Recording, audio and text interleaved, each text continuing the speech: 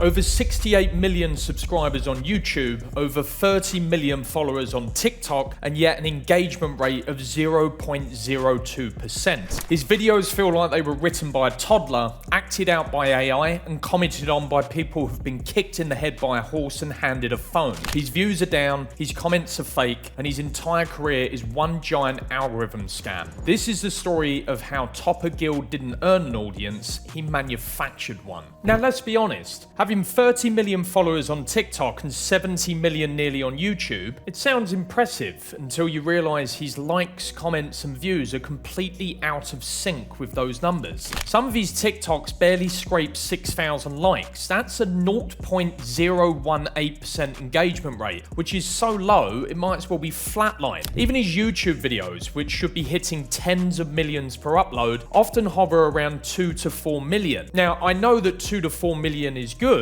but when you have nearly 70 million subscribers, that means 65 million people are just sat there doing nothing. So basically, over 90% of Topper Guild's following isn't even watching his content, and that is very, very suspicious. I even went as far as running a fake follower check on Topper's TikTok account and was told that 40% of his following is fake. That is the equivalent of over 12 million fake followers. Let that sink in. But if you've ever actually watched one of these videos, you're going to ask yourself one thing. Who the hell is this content for? If he can get through this, you have to follow. Wait!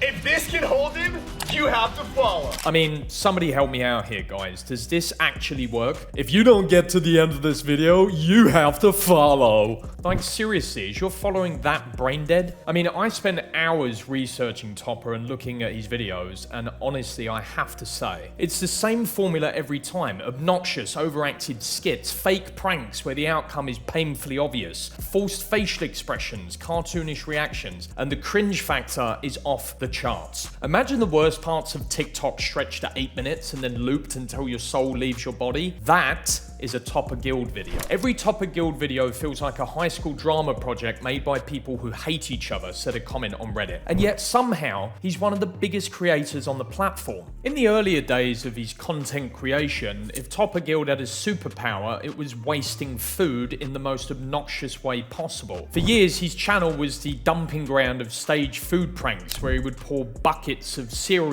or spaghetti or pizza sauce or cheese all over his kitchen countertop, and people called him out for it. One Reddit user actually said, "I get it's supposed to be a joke, but this is disgusting. There's so many people that can't even afford groceries, and then there's this guy pouring it down the drain for likes." And for some reason, he would always do it in the most irritating Italian accent and finish it with his catchphrase. Perfect! Maybe I need to start doing that and it would actually get me more followers. But what's even weirder is if you go through the comment sections of his videos. Topper, best, so funny, you wow, haha. Bro, good prank, real, so fun, laugh. So funny, wow, more make video you. Great job, bro is so nice. Well, I guess that answers my earlier question. Yes, his following are completely brain dead. Nobody even talks like this. All the comments look the same and they all read like they were written by someone that's in a coma. Not a single original thought, not a single human sounding sentence, and they all show up immediately after every single upload. Even Reddit threads and comment chains have started to call him out. People saying things like, his comments are literally just AI gibberish. No one speaks like that. How does a guy with 60 million subs only get 5k likes? Something is off. Yes, something is off.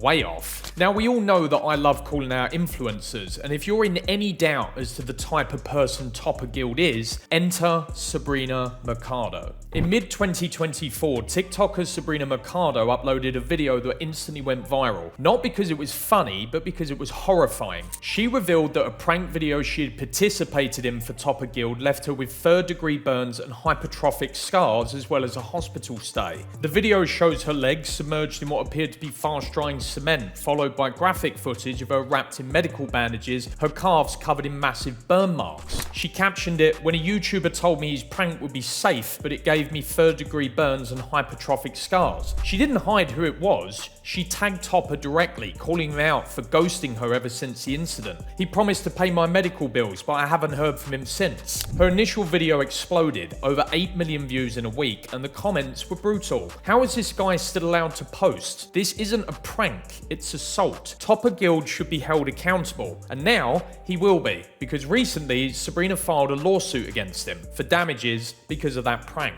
On the surface, Topper Guild's content looks wildly successful, but as I said, when you go through the comments, it's a wasteland, but occasionally, real ones do filter through. How does a guy with 70 million subs only get 4 million views per video? These comments look like they were written by AI having a stroke. It's not just a theory. His engagement doesn't match the following. Other comments like, "How is this dude still relevant? Topper Guild is proof that content doesn't need to be good, just algorithmic. Everything feels staged and fake." And the deeper you dig, the more obvious it becomes. Topper isn't connecting with fans, he's farming them. Because Topper Guild isn't famous because he's talented, he's famous because he knows how to cheat the system. His entire content strategy is engineered like a slot machine. Short, punchy, fake scenarios that trigger clicks before your brain even catches on. Break someone's iPad and say, "Just kidding," hand them a new one. Add 5-second jump cuts and a thumbnail with shocked faces. It's literally the Mr. Beast formula stripped of integrity. Fast, loud, and completely hollow. But he has been accused of copying frame for frame from other creators. One viral thread shows side-by-side comparisons where Topper ripped off ideas from Ben Azalart or Brent Rivera, and even small TikTokers. He didn't just get inspired, he plagiarized their content beat for beat and then pushed it harder with SEO spam, fake followers, fake comments, and deceptive thumbnails. It's manipulation. But even the most engineered empires can't survive forever, especially when everybody starts calling you out. And you know your content's in trouble when a 10-year-old starts to tell you it's fake.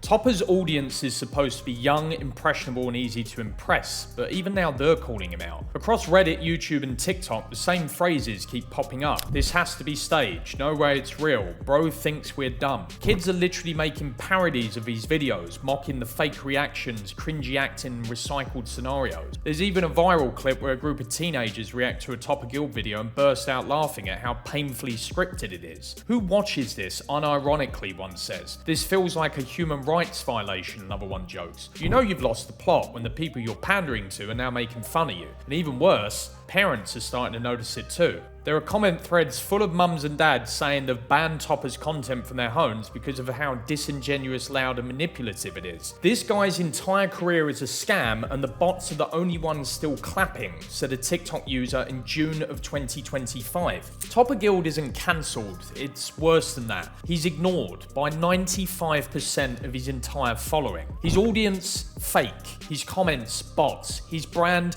completely fabricated. The fake giveaways, the false drama, the "look what I did to Ronaldo" stunts all reeks of desperation, and the audience can smell it. He leaves no legacy, no respect. Just a broken reputation built on lies and clickbait. And that is how Topper Guild scammed his way to the top, but still managed to get caught. He had the numbers, he had the platform, he had the whole algorithm wrapped around his finger. But the one thing he never had was authenticity. And in the end, that's all that matters. And if you made it to the end of this video, you have to follow.